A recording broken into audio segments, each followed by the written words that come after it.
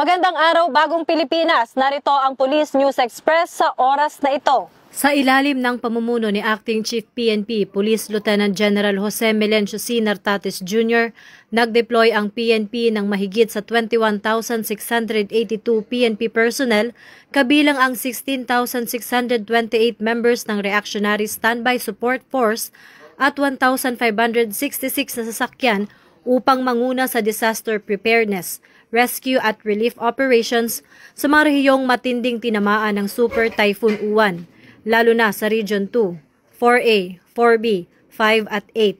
Bilang bahagi ng kanilang operasyon, matagumpay na isinagawa ng PNP ang 62 search, rescue and retrieval operations na nagresulta sa pagliligtas ng 10,112 na katao habang patuloy silang sumusuporta sa 9,853 na okupadong evacuation centers. Kasalukuyang tumutuloy ang mahigit sa 1.4 milyong individual mula sa 209 barangays na apektado. Patuloy ang malawakang koordinasyon ng PNP sa DILG at mga LGU upang matiyak ang maagap na pagtugon sa mga pangangailangan ng publiko, kasabay ng panawagan na manatiling alerto at sumunod sa mga abiso ng otoridad. Lalo't 71 biyahe ng eroplano at 176 na barko ang naapektuhan at libu-libong kalsada, tulay at linya ng kuryente ang nawasak o hindi pa madaanan.